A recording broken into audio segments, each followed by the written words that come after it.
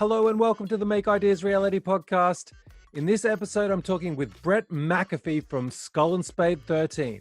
We talk about grit. No, not sandpaper. No, grit as in having the intestinal fortitude to push through hard times. We talk about how grit got him into the position to work with the godfather himself, Jimmy Diresta, for over 3 years and all the benefits and sacrifices that came with that. We touch on having a bad relationship with numbers and his unique way of looking at the numbers when you're starting out on YouTube. This episode is packed full of hard-hitting truths and some great takeaways. There is a 2.5-hour unedited version of this podcast for all true Skull Spade 13 fans on my Patreon. It's a public post. There's no need or pressure to sign up. Just click the link and enjoy. Regardless, I know you're going to get something from this episode. Lock yourself away in your workshop and get ready to get inspired and enjoy.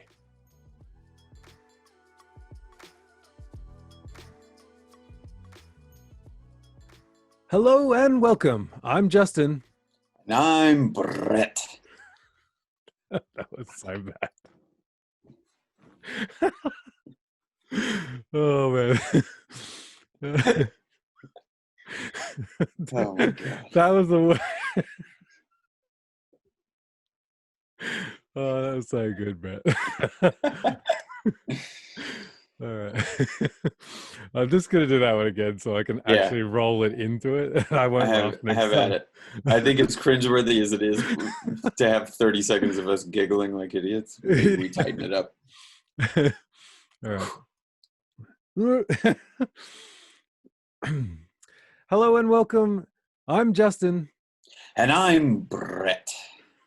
Today's guest is known for swinging a hammer, placed in the gifted class because he knew his grammar. Staying true to himself and not giving a shit, fortitude through hard times gave him true fucking grit. Welcome to the show, Brett Mcafee from Skull Spade 13. Oh, yeah, that's me. I put out a poll on my Instagram saying, should I get rid of these rhyming intros? No. And 2 people replied no. So it was unanimous. It was a unanimous decision They're of the staying. masses. They're staying. There you go. Yeah. Now, interesting thing is, you know, like all the stories on this podcast, it seems I always meet these people at Make Essential. And that was you. I had funny thing about Make Essential is like I knew nobody. So everyone was like, don't you know Brett and the Fools? And I was like, who the fuck is Brett and who are the Fools? Like I don't get it. Like I don't know. So I ended up meeting you. I weirdly fell in love with you. Like it's a weird thing to say, but like you know, I was like, oh, this guy, I need to stay in contact with this guy. Because like it seems like he knows what's going on. So like, and he's got a good grasp on the community, which I didn't have on like any grasp at all.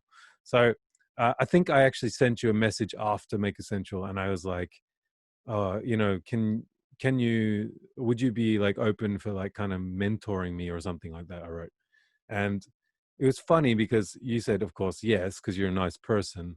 But then I soon realized like I needed to do this shit on my own. Like I didn't need a fucking mentor. Like, and so that's basically it. Like I didn't really bother you with anything else after that. I kind of just went on with it and did my own thing. And here we are on a podcast talking together. So that's pretty cool. Yeah, absolutely. And even I remember getting that message and going, well, I met this guy just, for these couple of days, and I don't know what I have to offer, but I would love to,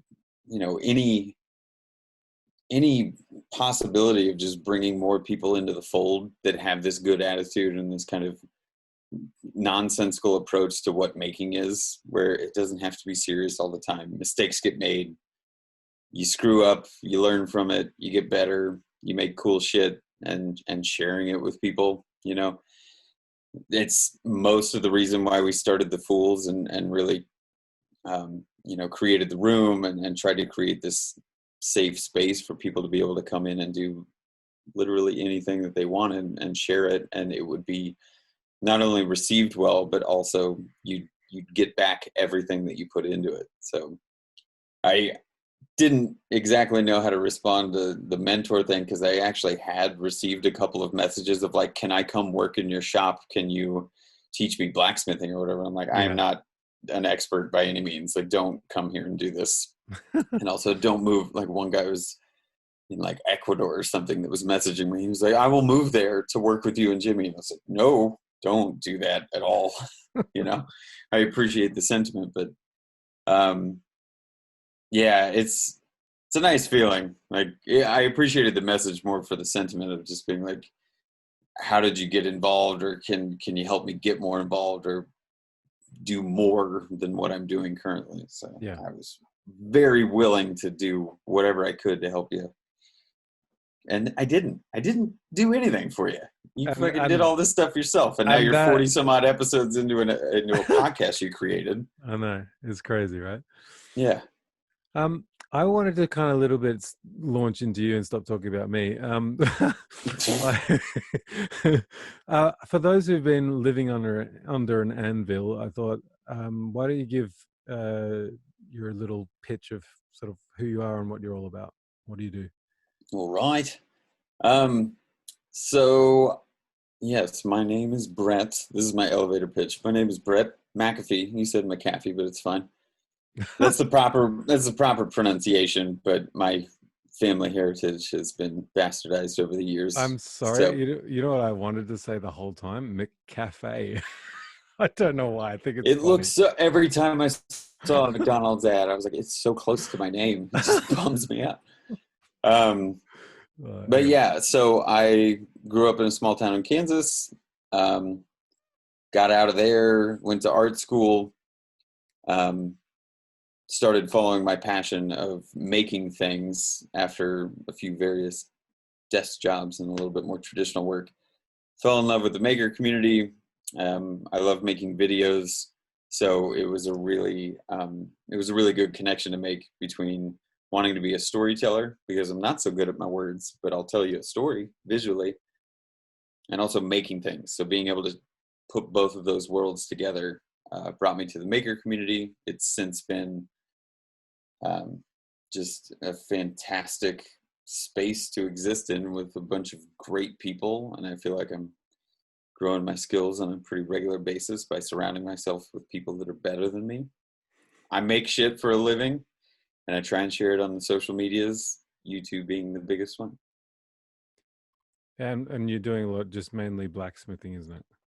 It is probably I'd say it's the primary focus. Yeah. I fell in love with smithing, and I absolutely love the craft. And as much as I've worked in different materials, and I fancy myself a bit of a decent fabricator, like steel fabrication, you know, I've done leather work and I've done all kinds of different crafts, but forging spoke to me and still continues to do so. I just keep coming up with silly ideas of stuff to beat steel into weird shapes, and something about taking a rigid material, man-made rigid material, and then like creating organic shapes out of, you know, a piece of square bar, and then suddenly it becomes a leaf. Like, oh my God. Speaks. Well, so today we're going to be talking about grit. And I think grit is a really interesting topic, you know, getting used to feeling uncomfortable. You know, grit is like the intestinal fortitude to push through the hard times. And I think in your life, from what I've heard, Brett, you've pushed yourself always in out of your comfort zone, whether it's in the beginning in your upbringing, being the weirdo that was, you know, the artist kid and not playing baseball, or whether it was, you know, going to art school and getting pushed beyond what you could do. Then again, you know, after art school, moving to Las Vegas and working with stuff you never really worked with before, and just learning on the job, and then throwing yourself into this crazy like reality TV show that, you know, put a bunch of people in cars and travel from Berlin to South Africa. And I think, you know, some crazy stuff happened there. And then, you know, fast forwarding through a whole heap of career stuff to the point where you decide you're going to work with Jimmy Diresta. And I think, you know, we'll just fast forward and just go straight into that, because I think that's going to provide the most amount of value for everyone that's listening. So, how did you end up hanging out with and working with Jimmy Diresta? So I found one blacksmithing class in Brooklyn near the water. There was a knife making class, which, God, I look back at it now, I'm like, fucking knife making. Like, of course it had to be a knife making class. And especially the experiences that I've had in the last couple of years since I gotten into making, it was bad.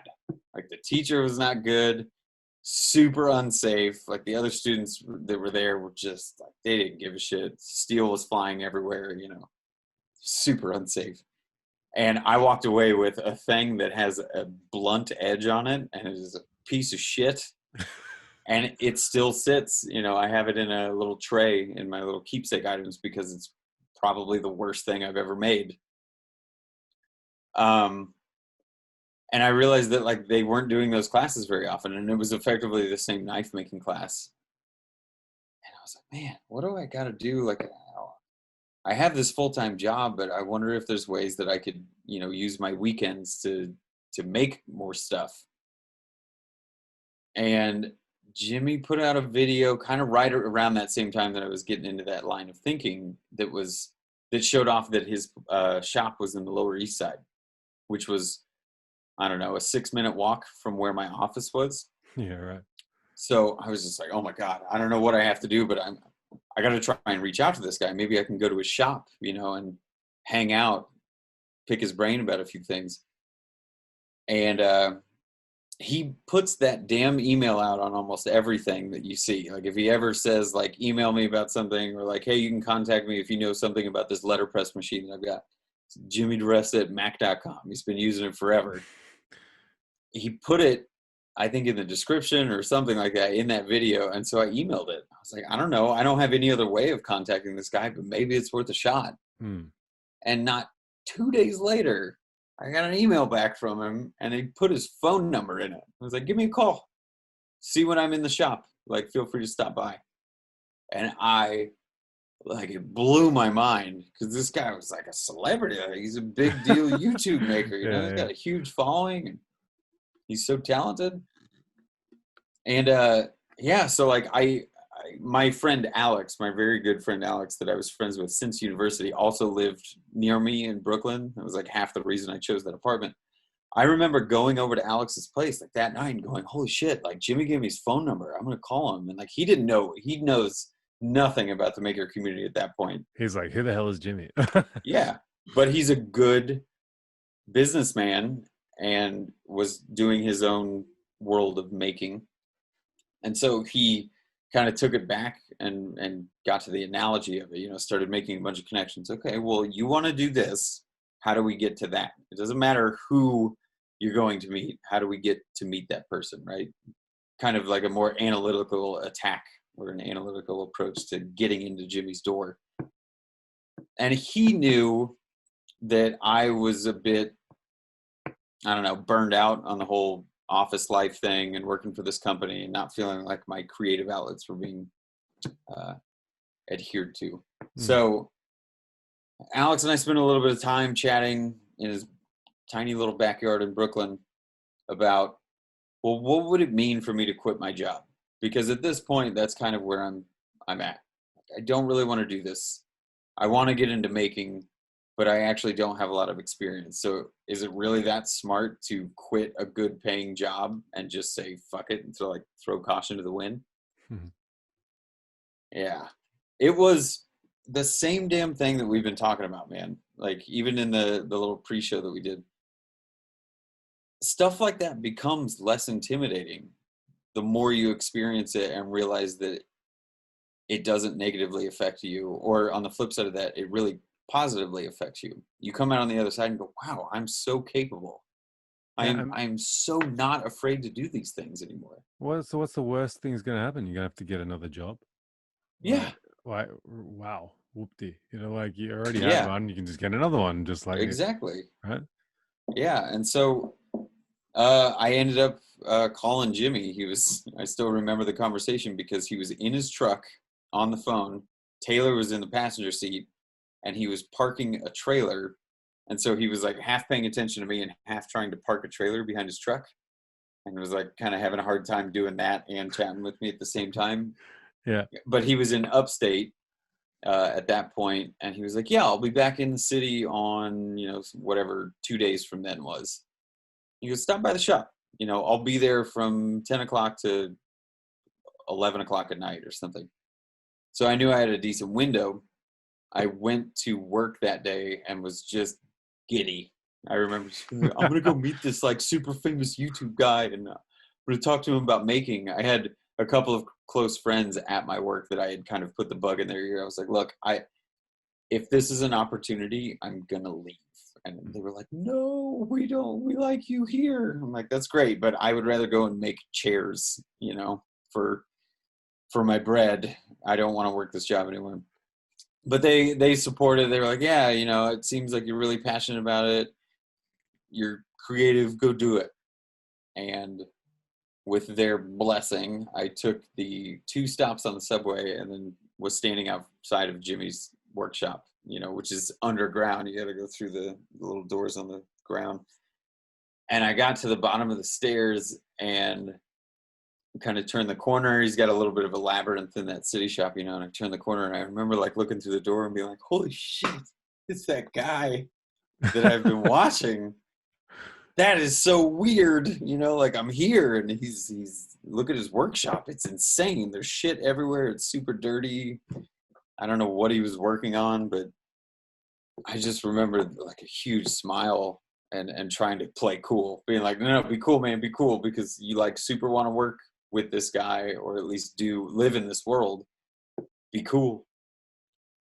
And he was nice and like welcoming and showed me around at a few things, showed me some of the projects that he worked on. Like what I didn't know at this point is that that was actually a really regular thing. Fans of his would show up at the shop, they'd find out where it was, they'd come in, say hello, shake his hand, take a picture, whatever the hell it was. Mm. And like I didn't know that was such a normal thing for him. So as nice as he treated me, it was very like, Standard, right? "Yeah, you're another person. I deal with this often. It's great to meet you. Like, thanks for watching my videos." Nicest guy, right? Yeah. I do know that he was making ice picks at one point that night, and he accidentally double stamped one or double ran one on the CNC because at that point he was using the little shot button. He ran it twice because he like wasn't paying attention. And I go, "How much are you selling that one for?" And he goes, "No, no, no, no. I'm like, I don't, these are mess ups. I throw them in like a box in the corner." And I was like, "That's fine. I will buy it for the same price that you usually sell. Like, I want that one." And he goes, "Why? Why do you, it's a mess up." I go, "Yeah, defects are amazing. And when you're doing these production things, like no one has that one. Mm. Everyone else has the other one because that's what you make. I want the one that no one has." And he sold it to me. Like total just business transaction happened. But when he put it in my hand, he goes, we'd exchanged money at that point. He puts it in my hand. He goes, "Let me take a picture of that. I'm going to post it on Instagram and just show people that I fucked up." And I was like, "Great." He posted it, and not like 30 seconds after he posted it, was like a bunch of people going, I'll pay double for it. I want that one, all these things. He goes, "Oh my God, why do people want this?" And I was like, "Ha ha, I knew it, like, and I got it." And Yeah, yeah. no one knew who I was at that point. It was just a random dude. It's not like I didn't even have Instagram at that time. Like Jimmy actually talked me into it. But holy shit, like that was where it started. I full on gave him the like, "Do you need an assistant or an apprentice? Could I be an apprentice?" He said politely no to both because he wasn't going to pay somebody, didn't really feel like he needed the help, what have you. It's his own deal. And it's not really my place to walk in as a complete stranger and ask for a job. But like that, I was so inspired by his workshop and his space, and like knowing the stuff that he had created by watching his videos. It was just like, this is it. Like I showed up, I saw it. Yeah, I'm in. Mhm. And he told me when I was leaving, he was like, well, look, man, maybe I could ask around, see if any of my buddies, need help, or maybe I could get you like a construction gig or like a day labor gig, whatever. But if you want, feel free to come back by the shop. You said you're close, like come in. I know you're not a weirdo, so like, feel free to stop back by. So at that, Boom, you're in. You well, idiot, Diresta. you, What? yeah, What have you done? you didn't know what you signed up for. So yeah, I ended up talking to my friend Alex, and I told him the whole story and how excited I was and stuff like that. So then the game plan became, how do I get out of my job and make this a feasible decision to go effectively work for Jimmy, even though he told me he didn't need me.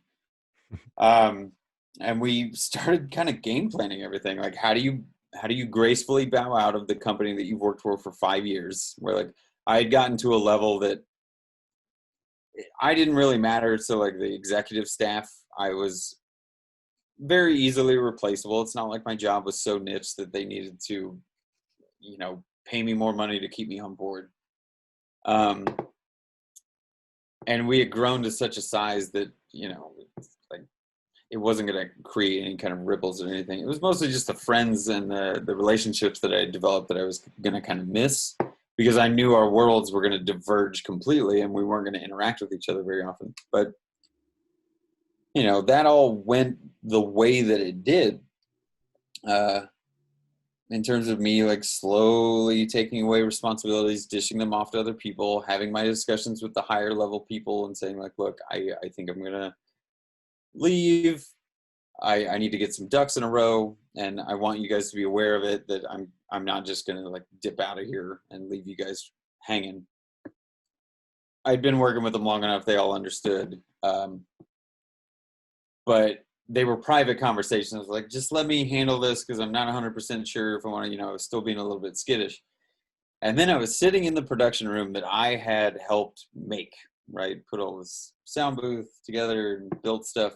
Yep. Sitting there, and I'm working on a project, but I'm listening to making it. And Bob asked Jimmy, like, hey, I've seen this guy in some of your stories or in some of your videos recently. What's his deal? Because he's been in there kind of regularly.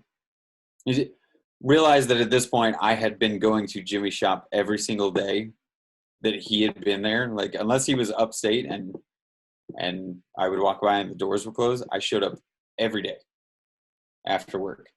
And so I'm listening to making it, and he's like, oh yeah, this guy Brett's been kind of hanging around recently, and he's a good guy, but he's been cleaning the shop and helping with various things. And I know he listens to the show, so Brett, just like, thanks, man, I appreciate it.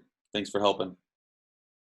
And I fucking like paused it. I called my friend Alex because it was kind of a private room. I called Alex and I was like, I'm gonna quit, like now. Yeah. And he goes, well, hold on. Whoa, like, do the 2-week thing, whatever. So it was the next morning. Like, I went to Jimmy's that night. I didn't say anything about it. It was still cool. Like, he told me, don't quit your job. You're not working for me, all this kind of stuff. But I went in the next morning and I met with the CEO. Like, I showed up at like 7 o'clock. People didn't start showing up until like 9. Showed up at 7 so I could be the first one there and like immediately go, hey, I need to say. And I told my CEO, I was like, well, this is what I want to do, so I'm leaving. And he was so confused. He's like, this is a pretty good gig, and like if you stay here a little bit longer, like there's a lot of potential for you to continue growing and stepping up through the company. I'm like, yeah. He goes, but you want to go like make tables and chairs for a living? I was like, yeah. And he was so confused. Right. Because he just, like, in his world, it was all about, making money, hitting your 6-figure salary, doing your thing. And that's not where I was at. Well, doesn't that just say, like, being true to who you are doesn't mean following like the six-figure salary and, you know, Yes. having all this stuff, right? Like, and you know, it's funny because we talked about this a little bit in the pre-pod. You know, like I envisaged like you're like Bob in Fight Club, and you know, Jimmy's, you know, Tyler Durden, and you know, you're kind of like, he's like, get out of here, you know, all the time, you know, but you just keep on showing up, and you keep on showing up, giving value all the time. You know, you showed the grit, like, you know, there must have been times in your head where you're like, what the fuck am I doing here? Like, I'm just Yeah. sweeping his floor, and like, you know, Yeah. like, yeah. It was 4 months. I think that's what I realized. I've tried to put it together what the timeline was. I think it was 4 months that I did that. So I had no social life mostly, right? It's go to work and then go to second work, which wasn't a real job, but I enjoyed it. Get home at 10 or 11 o'clock at night, sleep, do it again Hmm. for the better part of 4 months. Like social life suffered, energy, you know, just all these other things. But I knew it's what I wanted to do. And then it was that thank you that I got from him that call it the Tyler Durden thing, right? For the Fight Club thing. Jim was never mean. He No, never told me to like leave. He was always very welcoming. But it was that same kind of thing. I was like, dude, today's not job day. You don't show up and immediately say, like, you know what, you're fine. Here's a job. It was the fact that he said thank you for what I had been doing for him, which I hadn't heard at my company that I'd worked for 5 years. I hadn't heard a thank you in a long time. exactly right. So it completely shifted from just like, I would rather sweep the floors and enjoy this and feel like I'm giving value and also being appreciated for whatever that value is. I'll show up every day. I'll stand on the front porch and hold a broom, like if that's what I need to do. But it's, you know, it's not like that's revolutionary. That's what it used to be like back in the day, where Yeah. people always try and say that they were, you know, people had more grit back in the day. They were tougher back in the day. You get the older generation saying that. Like there's certain aspects of that are true. Like I grew up in a generation where I was told I would go to college and then get a job and I would be fine because I had a college degree. Hmm. Turns out my college degree never got me a job. Yeah, exactly It right. it really didn't. Like it was connections that I had made and my own guff to be, you know, creating these things that people were like, okay, you know what you're doing. Or Yeah. at least like you got an intro outlook on it, you know. And with Jim, it just became like proving that you wanted to be there and proving value, right? Can you be useful in the same space?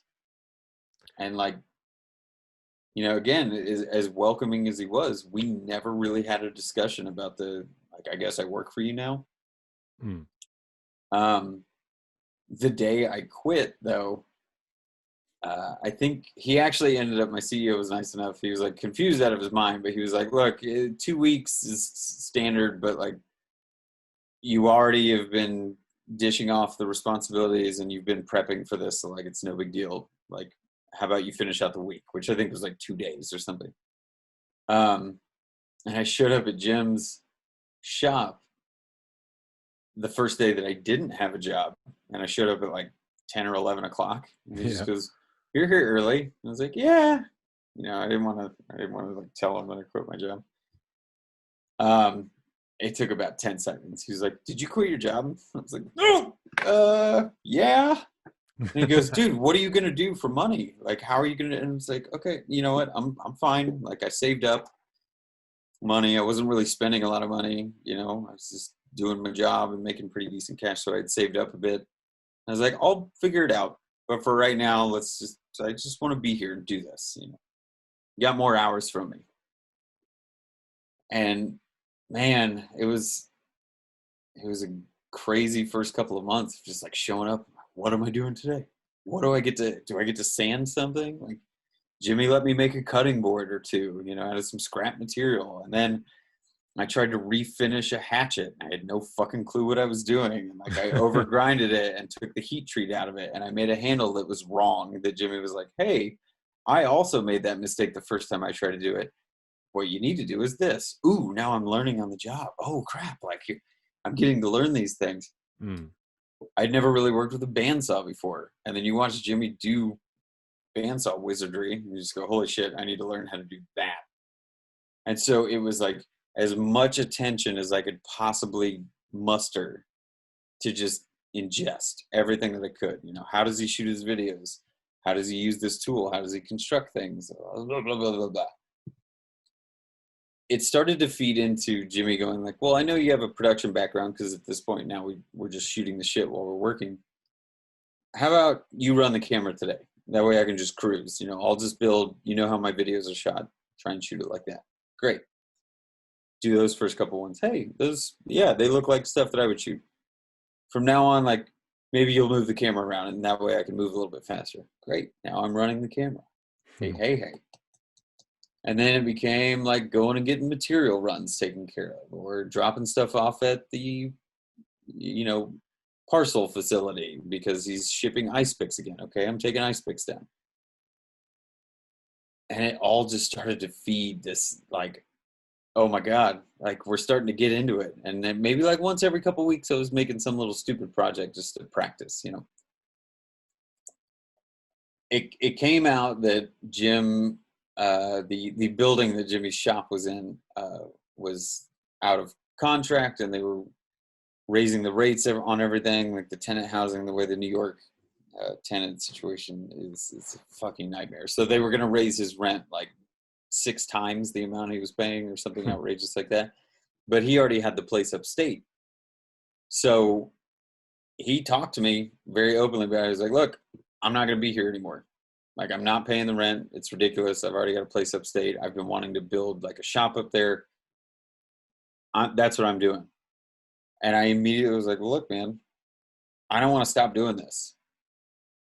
So if you're okay with it, I would like to, you know, I'll sort it out. I'll move up there. And he was like, well, look, man, you know, again, in like the nicest way. And he was being honest, but very supportive about it. He's like, I just want you to make this decision for yourself, because I don't want you to feel like easy street, that I'm going to start paying you a bunch of money and that you're going to be comfortable and I'll take care of you. And all that. Like, he just wanted me to make sure that it wasn't like, oh, if I move up there, then it's like we're buddies and we're partners and we work together again, right? This is a job now. He was just trying to make sure I was making the decision for myself and for my own passion. And things weren't really comfortable up there, were they? Like, no. It's not like you lived in a glorious, you know, or like lived with Jimmy or anything like that, you know. Like, oh God, I mean, he had even said that too. He was nice enough to offer. He's like, well, look, I got a big house, you know, if you need some time to sort shit out up there, you could live in the place. I'm like, nah, it's better if we're not on top of each other 24 hours a day. Which, yeah, that would have been tough. But I, you know, same situation as in the past, like the grit. You're like, this is the decision that I'm making. I told my closest friends that was what I was going to do. They were all supportive, but also kind of sad that I was leaving the city. I immediately started hunting for a car because no one has a car in New York. I got a truck. I knew I could fill the truck with everything that I owned. I sold as much of the stuff in the apartment as I could because I couldn't fit it in the truck. And it was, let's see. Yeah, it was 48 hours between buying a truck and moving out of my apartment.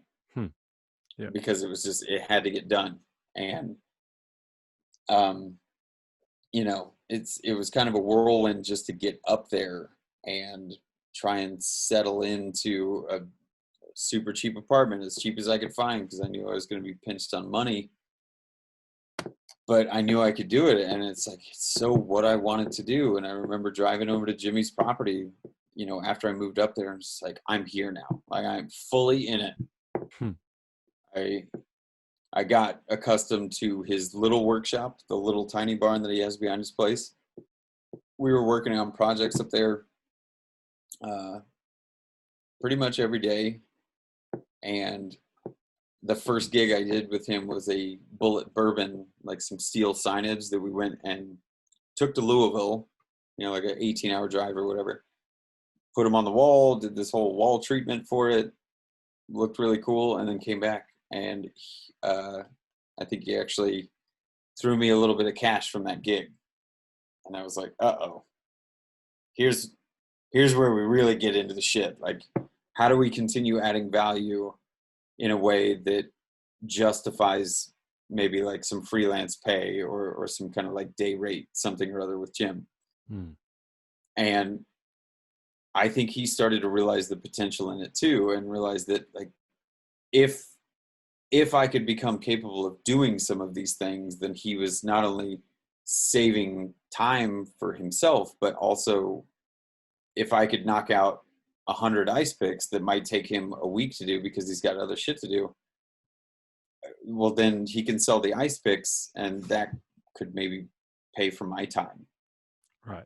And it just continued growing, right? And then he had pushed me into the YouTube thing when we were still in the city shop and like got me on Instagram and all these things. But by the time he got that warehouse shop, his main shop now, I asked him if I could take up a little space, like have a little workbench, do all that kind of stuff, and started to put a little bit more root down and get my own tools and try and start working on these projects, stuff that I could feasibly crack out in the late hours of the morning, you know, after Jimmy and I would be done with work. And he was nice enough to just be like, yeah, like as long as we're getting the work done, you can stay here after hours. Just make sure you lock up and be safe. Don't burn the building down.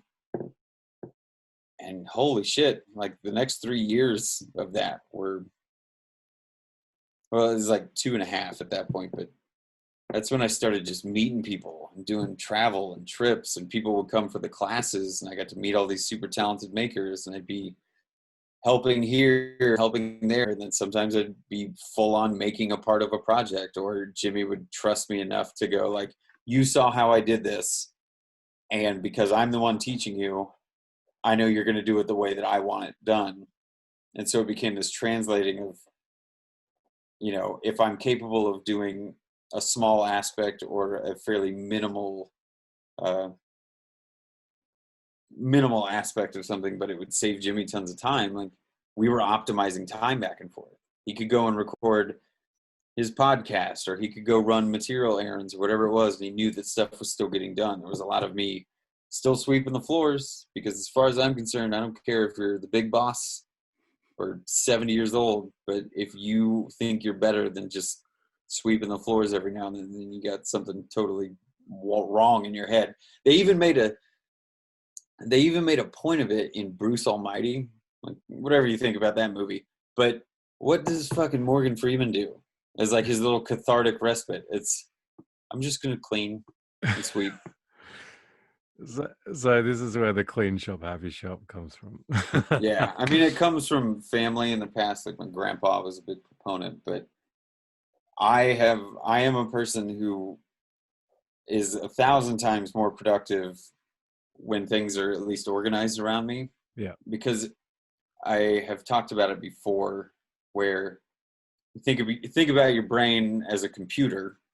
You only got so much space. You know, yes, brains can handle a lot of information and whatnot, but if I don't have to think about where my hammer is, then that's free space in my computer brain to fill it with more useful shit.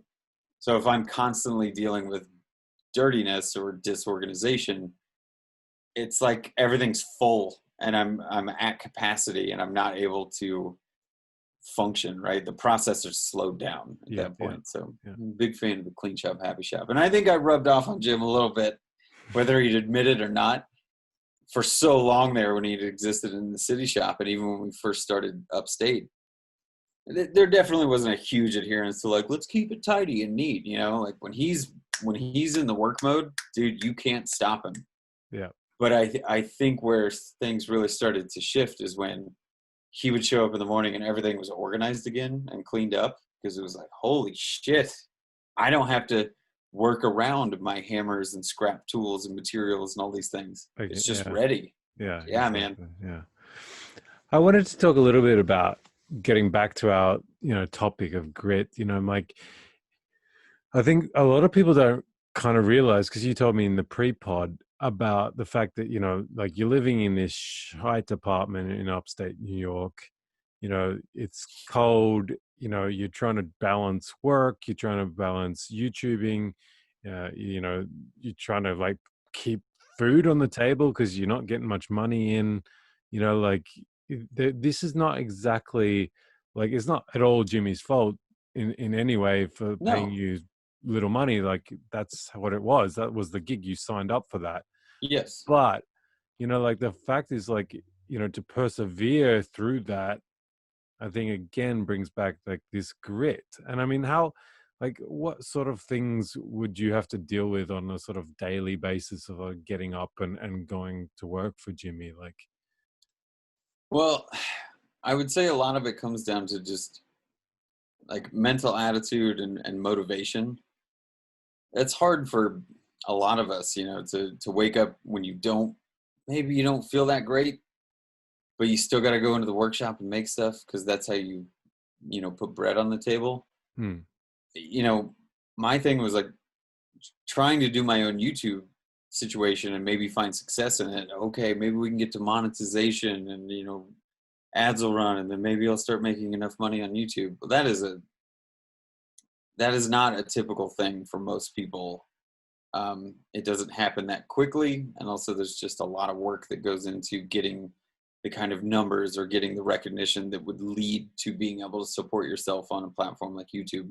hmm, So I woke up most days knowing that whatever work I was doing, all priority was given to the gig I had signed up for with Jim, right? Which at a certain point we had enough conversations, kind of gentleman's agreement on things where he saw the value in me. So there was a reasonable exchange of my time and hours for what I was getting back. I was able to at least support myself enough, but it was tough sometimes, I don't know that I've even told a lot of people about this, but I got nothing wrong saying this because it's totally about myself. But Jimmy came in one morning a couple years ago, and we had been cruising for a little while. But he showed up, and I'm not the most emotional person, but I will definitely wear it on my face if I feel something. And he walked in, and he's like, "Dude, what's up? Like something's on your mind, whatever." And I like lost it. I like completely broke down and was like, "Dude, I can't pay my taxes this year." And it's not just like I owe them a little bit of money and I don't really have it right now. It's like what I owe in taxes is like more than I make in a year, or like half a year. And I'm like, I don't know I have no options. And I'm not going to ask Jimmy, like, that is not what we signed up for. That was not the agreement that we had. hmm. It's that I can take care of myself and that I'm meant to be here on my own capacity. And I was just like, I didn't know what to do or how to handle it. And, he, at that point, we had built up enough of a relationship where he was like, well, look, man, I can try and help you a little bit, but like, I think the understanding was like, that's not what we signed up for, man. Like, you're not supposed to be in a situation. And I remember telling him in that conversation, I was like, I might have to stop doing this, dude. Like, I know I could probably go back to the city and get a job. And like, I don't know if I can do this. Like, I Hmm. just can't support my life. I can't exist up here. It's just too difficult. And I figured it out. Like it was a weird series of events of doing like a couple little odd jobs on the side. Um, did a little bit of graphic design work.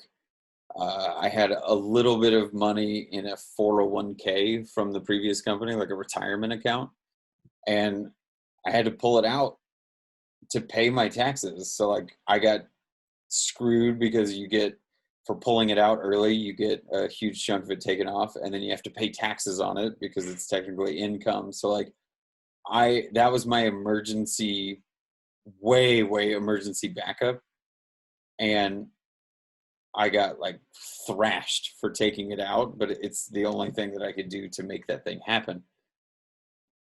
That was like a one-time gig, right? But that mental health or like the ability to push through some of those days of just being like, there's no money in my bank account and I have to pay rent. I really want to go work for Jim. We're on a cool project right now. I have a cool idea for a video, but like my videos aren't getting a ton of views. It's not like things are going to shift tomorrow. I'm going to start making like a full-on income from YouTube videos. So how do you walk into the shop every morning and go, I'm going to sweep for the next 2 hours and organize things. Then I'm going to pull a full day's work with Jim. Then I'm going to try and work on my video and maybe get it done. And then I'm going to go home and I'm not going to let this stuff stop me from what I want to do. And so much of it was financially driven that it became, maybe it's something that not a lot of people talk about. And it's something that I've honestly gotten over. Like I've had a few like really healthy talks with some people in the recent past, but I used to hold on to the money thing so hard because I think maybe it came from my upbringing or this A4 lifestyle that you're talking about, where like my idea of success was if I could go out and buy groceries on a regular basis to feed myself and not like ramen noodles that are 10 cents a bag. You know, I want to eat real person food because I'm a grown up and I'm supposed to be able to support myself. Yeah.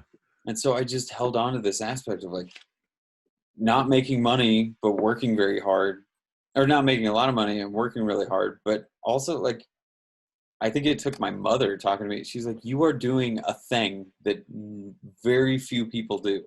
Yep. There is no safety in what you do, producing YouTube videos and the social media stuff. She's like, you have chosen to follow a path that not many people do, mostly because there is no regular paycheck. There is no safety net. You can't feel comfortable doing these kind of things. And my mom's always been super supportive. I'm very close with my parents, but a few conversations like that, and also Jimmy just being like super fucking motivating. Like, don't pay attention. You know, you're working hard, work harder. Like, whatever it takes. You know, he made his own life and did his own thing. And everybody's got variables and their own experiences and stuff, but he never let me get too down about anything, and would keep just like fucking pushing. Who cares?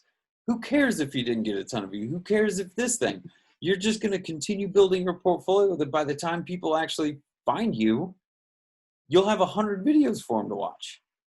Yeah, exactly. So whether it's long-term or like short-term gain doesn't matter. Like, are you following your passion and are you doing what you want to do? Yeah, because a lot of people have like unhealthy relationships with the numbers, you know, because there's often a comparison, like, you know, and they'll weirdly compare like someone who's been doing it for like 10 years to themselves who's been doing it for like a year or Yeah. even like 3 years, right? And they're like, oh yeah, but did you see Jimmy's new video? It got like, you know, 700,000 views or whatever, right? In a week.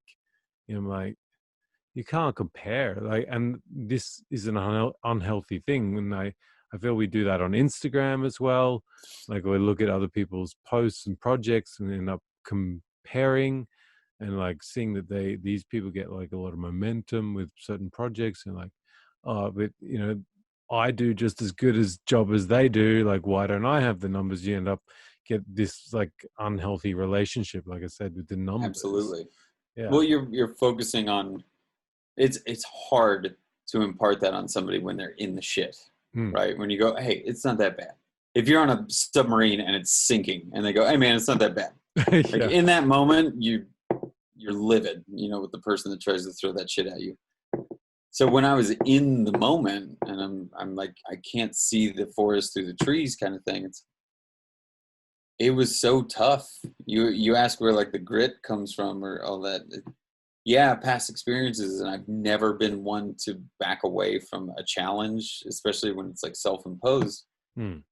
But I also am a firm believer that playing above your league makes you better. Oh yeah. So if you only, you know, challenge yourself with things that you're comfortable with, or surround yourself with people that don't really challenge you, you will stay at that level indefinitely. From my opinion, it's like, I would rather walk into, you know, if Michelangelo was still alive and I'm this guy, you know, 35, whatever. And I walk into Michelangelo and go, I saw that David thing you did, and holy shit, like, I need to be in front of a master. I would not be deterred by asking something like that in a similar capacity to what I did with Jim. It was like, I want to be a part of this, and I'm going to play so far above my league that I will only benefit from this. And if I can catch up, then I've already surpassed a lot of people because they're on such a higher level, right? So you're constantly climbing that ladder of self growth. But what I never failed to take take note of is that also comes with its own set of experiences. Yeah. Getting better at your skill sets or gaining success, whatever success is in your mind, isn't easy. That's why not everybody does it or experiences it. So when you're batting above your league, and we talk about this between you and I about this whole, whether it's grit or putting yourself in uncomfortable situations, the exponential growth that you will get out of those, the further away your league that you're batting outside, the bigger your challenge, the bigger the game. And I think it's exponential versus those little tiny steps. Okay, in art school, you go from the pencil to a crown. Well, look, it's a mark-making device. We're not talking about rocket science versus, making a cup of coffee, but somebody that can challenge you that much harder, you're going to gain that much more out of it. And you are going to be tried that much harder, and you are going to deal with that much more bullshit along the way. Yeah. But that's what you signed up for. Yeah, because I often say you are the 5 people you surround yourself by. So if you surround yourself by the people that you aspire to be like, you're going to come up to their level way quicker than you would ever if you had just been afar. So I think, like, for me, like, seeing that you put yourself in Jimmy's environment, like, you literally took the 6 minutes it took to go there and, like, went there just to get, like, to see what he was doing, to, like, get that, feedback from him, watch how he did things, like, even just having that person around, you pick up stuff. And then the fact that he took you on in the end, I mean, you were really deep in it. And I mean, there has to be some things that you've learned along the way. You're like, I would never have learned that if I didn't go to Jimmy, or it wasn't. Absolutely. I mean, smithing, for a very specific example, I told you I took the knife making class, and I was really keen on the whole, I wish I could do this more. Maybe I'll look for some more classes. We were at Jimmy's place one day, and I saw his little Vulcan anvil, which it's not a great anvil. It's kind of small, and he had a little forge. And I remember going like, oh my God, like, you have a forge and an anvil and some hammers and stuff. Like, would you mind if I kind of played around on this, after hours or when we're not working? It's like, yeah, whatever, like, have at it, do your thing. Just be safe. Don't burn my building down. Yeah. And, I started trying to move metal around. I started watching more forging videos on YouTube. I started trying to learn as much as I possibly could about blacksmithing, and just like fascinated by this craft. And because of my love of like old arms and armory, it's like, oh my God, if I got good at this, I could make a sword. So I made a sword, and it was bollocks, compared to what I know now. Like, it's a terrible sword. And I made an axe, a big crazy bearded axe, and every single thing that I did on that axe, it came out great. And I'm very proud about how well it came out and how well it was constructed. But the entire fucking process that I did to make that was wrong and extremely inefficient, and destroyed my arms because I was swinging incorrectly and all these things. Like, it was just wrong. But I did it. And I remember Jimmy being like, hey, that's pretty cool. And I'm like, Jimmy thinks something I made is pretty neat, Yeah. But like, a fan of Jimmy's reached out and asked if he wanted to go to this hammer in, and Jimmy hadn't been doing much smithing at that point. So then it was like, dude, we should go to this. This is a big deal, which was the Man at Arms Baltimore Knife and Sword, where we met Chris Cash, Mountain Phillip Metalworks. Like, all these connections started to happen, and I stuck with blacksmithing super hard, and it was just like I was fighting for more metalwork. And then Jim started to get more into it, and like got back into it, you know, started cutting his teeth a little bit more. I was like, oh yeah, I remember why I got this anvil in the first place. I dug smithing. That fucking exploded, right? Like we started hosting classes for blacksmithing. We started doing like events. Jimmy and I traveled to a power hammer weekend in Montana to learn with Brent Bailey, who's still one of my favorite, and as far as I'm concerned, one of the best smiths I've ever had the pleasure of meeting. So like these fucking crazy connections, right? You play up to this level of this other person, or you try and like learn as much as you can from them. And all those trying times, like you are going to find moments that they come out of it where you're like, oh, it was worth the work. I'm glad I worked this hard because now this is a thing I would have never expected to be able to either do or experience. Going to events with him, meeting Laura because Laura and Jocko came over for the teepee making weekend. I met Laura and Jocko and I was like, holy shit, like I am massive fans of yours, you know? Like it was so weird to meet them in person. And it was all because I showed up and like put the time in. And then these things started to come out of it. Like, I, God damn. I think it's really cool too that like actually it just wasn't one-sided. Like you brought smithing back to Jimmy Diresta. Like you brought smithing back to Jimmy Diresta. So like, do you know what I mean? Like that's a pretty fucking cool thing. Yeah. Because often what we think about is like when we put ourselves around all these, you know, big people, we're the little guy, we remain the little guy. But once you've been there a while around these people, you end up having influence on them just as much as Yeah. they have influence on you. So Yeah. I think that's really, really cool. Well, and it's the moments of the connections, right? Take away just this specific class weekend where we did the axe making course with Alex Pohl, Steve House, Moonshine Metalworks, and Joe Garnett, right? The Forge over in England. So Steve and Al on our podcast, Fools with Tools, they invited me on as a guest because they had found me through the YouTube space. Al specifically found me because we were both doing the zombie challenge from Rory. This is all a bunch like bullshit thrown out all at once. So connections made with Al. I get on the podcast. Then I want to be on the podcast because I like these guys. So now I'm on this podcast. Well, here we are going to Maker Central the first year. I get to meet these people in person.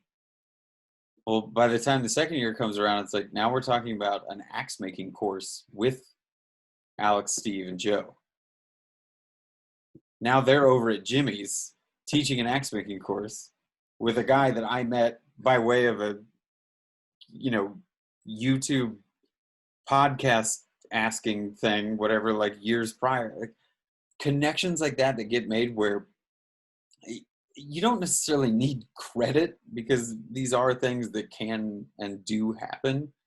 But it is a super, super nice feeling to know that like neither I or Jimmy knew who Steve or Alex were before this, you know, class thing years later. But because I got into smithing and we're doing these geeky videos and forging stuff, I got to meet Steve. And then I got to meet Alex. And then we brought them over to the class. And now Jimmy meets Alex and Steve and like knows these guys and they're all friendly with each other. But we're forging. I'm like, you had one anvil when I started here and one shitty little forge. And now we're hosting a fucking axe making class with guys from England.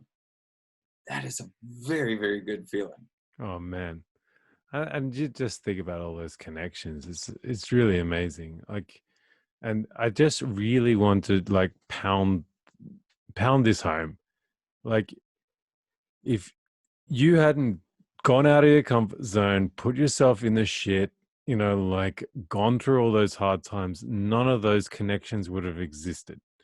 And I think that is the lesson that I think I take away from it. And I hope our audience hears this. Like, put yourself out there, like get yourself, you don't have to go drop your job and work for Jimmy Diresta, but there's plenty of other things you can do. It's like go on purpose and hang out with someone that's better than you know, and has some skills. Like I really should just hang out at Jurgen's, Jürgen Stray's workshop all the time because he's just amazing. And I should pick up some skills that I don't do that. Yeah. And so I got plenty enough to learn there too as well. So yeah, I mean, I think that's something that we should all think about a little bit and find what we can do in our lives that'll bring us closer to our goals, right? Absolutely. I think you're right with putting yourself in uncomfortable positions is, it's all relative. Everybody has different backgrounds and responsibilities and their baggage that they deal with and stuff.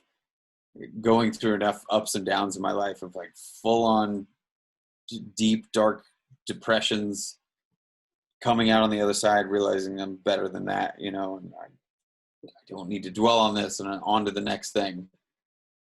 Like, I made that poster design with the help of my buddy who's a better writer than me, where like the mantra now, and it's on the t-shirts, is the make your life thing.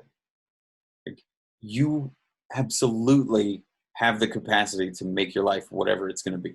And this isn't in that aspirational, motivational poster stuff where it's like, just keep hanging in there. It's like, no, don't hang in there. Fucking hang in there, then pull yourself up, then move. There's no just hang there forever and shit'll work out. Yep, that's right. I never really got that whole poster where it's just hang on. For what? For other people to help you? That's not how this shit works.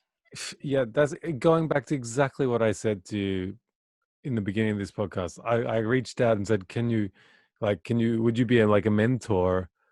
And then like realizing that actually I had to do this shit myself. Yeah. Like I had to do the work. Like Yeah. I couldn't let, I was like, I wanted someone to hold my hand, and no one's going to hold your hand. You've got to do it yourself. You've got to move. Yes. You want to start doing something crazy on YouTube, like go do it.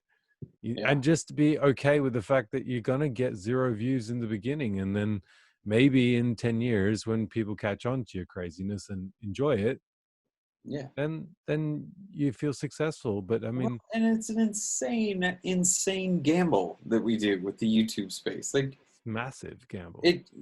One video could blow you apart. Like, it could bring views and subscribers, and it could be the thing that sets you off.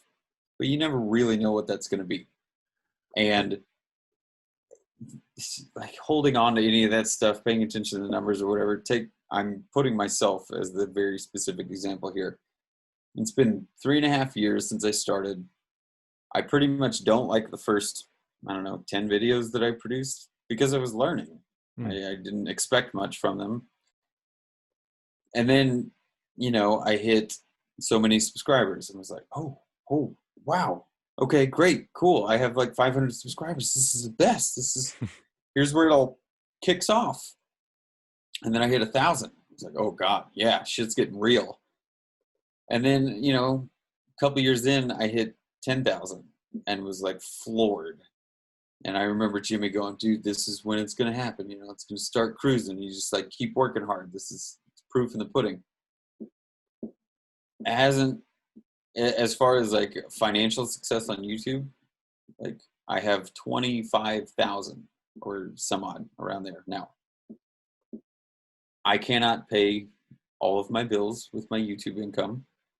I am still, I won't say struggling. I've created kind of a comfortable situation for myself to be in terms of like my financial needs versus the work that I have to produce. Patreon has been a huge help because there are people that genuinely believe in what I do and why I do it. And I made it work. But, everything we were talking about 10, 15 minutes ago, if all I did was continue comparing myself to the other numbers that are out there, or look at who I've surrounded myself with now. Jess just broke 100,000 on her YouTube. Ben is extremely successful and has done a fantastic job with putting his creativity out there and sharing it. Mike Montgomery, who also, is past 1 million or whatever. I came to be a part of something a little bit bigger again with people that are in this business mindset or in this YouTube numbers mindset. They're all bigger than me. Yeah. I'm batting above my league again because I believe in myself and what I'm capable of doing. Yeah. And you said something that was just interesting too. It's like YouTube's kind of really amazing. Because you said something about like if your video gets like 3,000 views, for example, but you're in the same gallery as a Picasso, you know what I mean? Like, and you should be happy that 3,000 people like went in and and saw your work. Yeah, If trying to fit those 3,000 people into a fucking room, then you put that shit in like perspective. People, like, when can you sit 3,000 people down for what was your last video, 18 minutes or something long, right? When can you sit 3,000 people down for 18 minutes straight to watch your video on a big screen? Like, you can't. exactly. Like, And yeah, this analogy, just to clarify it even more, you get those 3,000 people to sit down and watch an 18-minute long video while there's a Picasso video in the other room that's 10 minutes long. yeah, right. Right? Like, you have the option, if YouTube and social media are something that you want to chase, just try and keep the positive perspective. I'm telling myself this, and this is after a couple of years of dealing with a lot of like ups and downs. I think I've gotten to a better mental state, and I have a better perspective on like, I get to put my videos out amidst everybody else's. And if you look at it from the gallery analogy that we're looking at, if I tried to go take one of my paintings to a random gallery around here, I was like, hey, I'd like to put this up, there's a good chance they'll say no, or Yeah, like, who the fuck are you? yeah. Or what is your heritage in the art world? There's 1,000 things that could stop you from having that opportunity. YouTube and social media is absolutely whatever you make it. So But if you make good videos, you get to put them in the same place as everybody else. The fact that you can pull anybody to come see what you're doing amidst the other talent that's out there, like, come on, man. let's be You happy, gotta have a people. better attitude about that. And Yeah, I damn do, straight. we're talking about the numbers, and I know we talked about this in the pre-pod, so we were kind of gonna get to it anyways, but I will feed it. The biggest like shift in perspective I got more and more comfortable with the longer I've been doing this is quality over quantity. I know it is a cliche statement, but by YouTube standards, even though I love how many subscribers I have, and I love the comment sections that I get, all these fucking so supportive. It's great people. But by YouTube standards, if you look at it from a business perspective, I am small, small, small. Mm. I'm not necessarily one that's going to get sponsor deals every day, or like a tool company calling me or banging on my door for anything. And I have gotten a couple of sponsors, that are like one-shot videos and stuff, but they pay a little bit. I'm on a tiered system. Like, they're not doing anything wrong. They're not treating me worse than anybody else, but it is a business at the end of the day. You are a low tier person, therefore you're on our low tier pricing. Yeah. Okay, I accept that. The crazy thing about it is, the people that I have that are following me, or that have found me, like, they get it. And then the sponsor stuff starts to make a lot less worry go through in my head. I'm like, well, look, I have this fossil project with this guy who knows me from YouTube and started following me. And now he wants me to do these sculptural displays where I forge them for his beautiful old work, so that he can then give them to clients or as gifts or sell them or whatever he wants to do with them, whatever. Yeah. But it's a paid gig. It is a paid gig that comes out of me doing YouTube, and it is like a private thing between the two of us in terms of what our business exchange is. But I don't know anybody else that's got something like that. None of my friends, none of my people in the YouTube space have like at my size, at 25,000 subscribers, you get somebody that goes, look, I want to basically pay you to be you and do what you do for as long as I can have you do it. Mm. That's a game changer. And it's one person. It took one person to get me what is effectively an ongoing paid gig. And that's exactly it, man. It only takes one. So like, everyone's getting upset that they don't get any views. But as long as one person had a look at your video, that one person could all of a sudden knock on your door and say, "Hey, how about this? How about Yeah, making a whole heap of stuff from my fossils and I'll pay you?" I mean, fuck me, man. Like yeah. I think we got this all backwards, guys. I mean, I I agree could with only that though. dream of that. I could only dream. Like Yeah. someone knocks Well, on my but door, but you know what? It could happen tomorrow because you know what? I get more than one person looking at my videos, and yeah. Well, and you know, I don't mean to sound so like everything needs to be deep and heartfelt, but I am a firm believer in what we decide to share or what we put out to the world. This is my opinion for sure, but I want to know that what I put out there can like show somebody that it's either not that hard or disarm the the challenge of it all, or give them a little bit of motivation to try something they've never done before, because 99% of my videos, the things that I've built in them, I've never done before. yeah, But I'm good at putting the pieces together. I'm good at utilizing my skill sets to achieve the goal. yeah, But I don't know how many messages I've gotten over the years of people just being like, I love what you do. Oh my God. Like I watch it with my kids now, which I never expected. And they're like, my kids love you. Like the pirate thing. They love the skulls. Where's your skulls? They haven't been in the video. These connections that you make with complete fucking strangers means that you're having an impact on somebody's life. Enough yeah. for them to at least reach out and say something nice to you. Damn Which, straight. like, again, the gallery analogy, you could put your stuff up in a gallery and no one says a word to you and they all walk right by your video. And that would have to be something that you accept. But think of if someone comes up and goes, wow, I really love this. And like wants to hear about who you are as a person and what you put into your work and all this stuff. Again, you've grabbed that person from the ether of like everything that exists in social media and YouTube. And you've grabbed them and made a connection. They have engaged with you, or something about what the work that you've done has spoken to them. Yeah. That is a feeling that should be way higher up on the priorities and win list than how many views your fucking video gets. Because you'll see that return in a monetary value if you are monetized.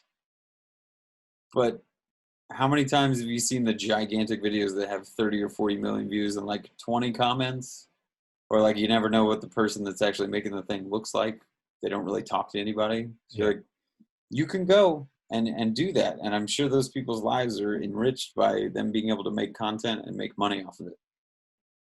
I am a firm believer that when I leave this mortal coil and my time is done here, that like maybe I made an impact, like super small. I don't care about the size, but like, did you make an impact? Were people affected by the things you put out in the world? Did you inspire a young person, somebody that is not of your generation, to go, you know what, I saw that person and I want to do what they do? Yeah. That should be held in way higher regard than how many goddamn subscribers you have. Like, I just don't care. I love this, man. You know, I think we as small YouTubers, I think definitely feel that all the time. And I think it's nice to actually say it differently because unfortunately a lot of people, whether we like it or not, are very consumed by the numbers. And I think it's it'll kill you inside. So It will. I think It it's will good eat to, you alive. so I do though think we should move through this podcast. I want to skip over a couple of segments here, and I'm gonna finish off with the rapid fire five. Go on. You ready? Let's hit it. All right. Fill in the blank. Creativity is. Hard. Love it. Go watch my video where I did the doodle drawings. I actually love the statement I made at the end of that, where it's creativity is hard, and then I say a few more things. Love it, man. What's something people get wrong about you, Brett? That I literally live like a pirate every day. Like, I like it. It is a thing that I'm into. but like, no. How's the rum? Like, go have some rum and drink. I have not had a drink of alcohol in 8 years. I'm like, cheers, folks. There you go. Shit, man. What's your favorite thing to do when you're not being creative? Mindless tasks, like video games. Yeah. Like, seriously, sit down, do it. I am a fan of escapism since a little kid. A lot of that fed into this stuff, but go do something that you get to feel achievement in, but it's pretty mindless, right? Like playing a video game and like leveling up a character. You're like, hey, I did that thing. Doesn't really mean anything. Has no effect on your life. You're not going to get an award for doing it, but it helps me out a lot. What project is completely priceless that you could never sell? Oh, wow. Oh God. I wasn't quite ready for that. I sent you a format, Brett. I don't know if you read it. I know you did. It was specifically on the rapid fires, though. I was like, I want this to be gut shot, so I just like glanced over it. I love it. What? So I painted a picture for my mom when I was younger, and I think I honestly can't think of any specifics, but stuff that I've done that are extremely sentimental value things. Like there are gifts that I have given to people in the maker community that I'm friends with that it's like, as far as I'm concerned, somebody else could come tomorrow and ask for that same thing and I'd be like, nah. Yeah. Yeah. Like, okay, let's put it this way. I restored a 200-plus-year-old post vice and gave it to Jess because she was getting into blacksmithing and did not have a properly sized vise because she was going to start her workshop and stuff like that. And this is before I moved out here. So I found one and restored it. And it's the oldest thing I've ever worked on. And it's beautiful. And I love how it turned out. And somebody could offer me, I don't know how much money for that thing. And it is a connection I made with another maker and person. And I knew she would appreciate it. And fucking, you could never buy that. Yeah. Love it. This is the last question, the most difficult question, I think. What does happiness look like? Yeah.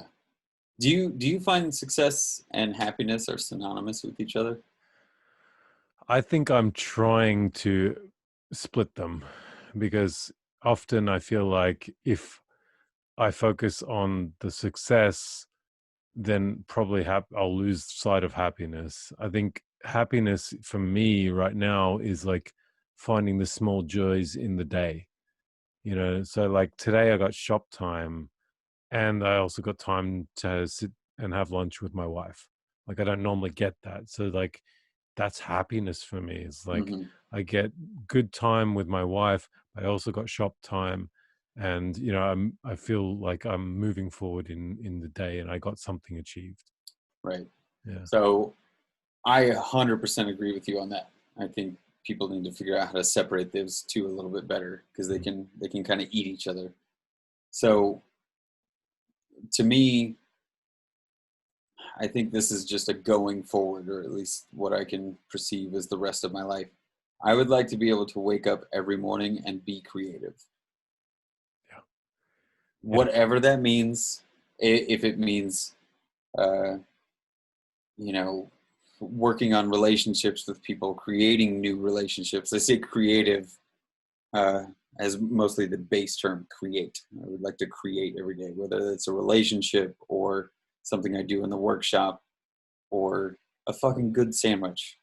Yeah. Exactly. I've made that joke before, but like people don't give themselves enough credit for when they do a very small task, but do it very, very well and get to appreciate it for themselves, right? If you are hungry and you make yourself a really great little meal for the middle of the day, you're like, wow, this tastes great. I made this. Take a moment. Like, it should make you way happier than we're so skewed by like successes and happiness and the things that we need to gauge as controllers for our happiness. It's like, dude, I like a really good cup of coffee in the morning. Like, if it's made just right, don't talk to me for 20 minutes. I'm just gonna I want to do this. Exactly, right? Yeah. Yeah, I love it, man. All right, let's wrap this thing up. Where can people find you, Brett? We are on Instagram at Skull and Spade 13. And if you search that on YouTube, you should find me. But technically, my channel name is Brett Mcafee, spelled like the antivirus software. Yeah. Thanks, Brett. Thanks for coming on the show. Really appreciate the time and all the time we also had together at the pre-podcast. It was really great to actually just get some real time with you. I also want to thank everyone for listening. I hope you guys got something from this episode. If you're not, for some weird reason, following Brett, and you've been, like I said, living under an anvil, please go follow Brett. All the links will be in the show notes. If you want to be one of the cool kids, you can join the GA Nation by heading over to Patreon. Otherwise, you can support me just as much and support all the amazing guests that have been on the show and will be on the show by, making a YouTube video of a hand-forged Make Ideas Reality podcast logo. Hint, hint, wink, wink. Oh. Or simply just reposting and sharing this podcast. I would love your feedback, guys. Please send your DMs to @GarageAvenger on Instagram.